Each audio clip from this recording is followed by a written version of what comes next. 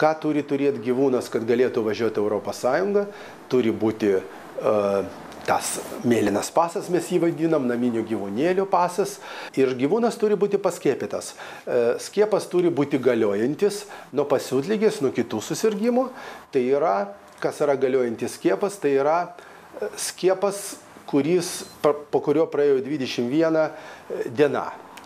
Jeigu gyvūnas tik dabar paskiepytas. Jeigu jis buvo skiepytas praeitais metais ir šiais metais ir anksčiau, tvarkingai kasmet, tai jis turi galiojantį skiepą ir jokių problemų. Tik prieš tokią kelionę reikia nepamiršti užvažiuoti pas savo veterinarijos gydytoją ir padaryti atžymą, kad gyvūnas sveikas ir gali keliauti.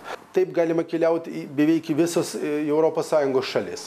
Taip galima keliauti Baltarusija ir Rusija, Muitų sąjunga taip vadinama. Kai kurios Europos šalis turi specifinių reikalavimų, nes jeigu mes keliautumėm į Suomiją, keliautumėm į Didžiąją Britaniją, keliautumėm į Švediją, Norvegiją, Airiją, tai mums reikia dar duoti šuniukui vaistų nuo kirminų. Jeigu jau ruošitės kažkur toliau, į mūsų pamėgtus kraštus, bet skristi, tokius kaip Turkija, ar ten koks nors Egiptas, ar Tunisas, tai yra ne ES šalis ir būtinai susisiekit su savo veterinarijos gydytoju, nes keliaujant į tos šalis yra daugiau reikalavimų, ne visi iš jų įvykdomi per vieną dieną ir tokiai kelioniai kartais reikia pasiruošti, tai trunka nuo 2 savaičių iki mėnesio. Tai geriau kreiptis anksčiau, kad paskui paskutinį dieną nebūtų surprizas.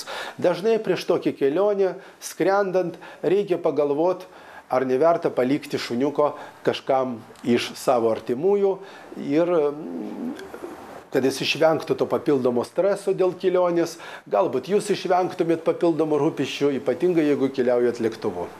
Ir bus visi laimingi.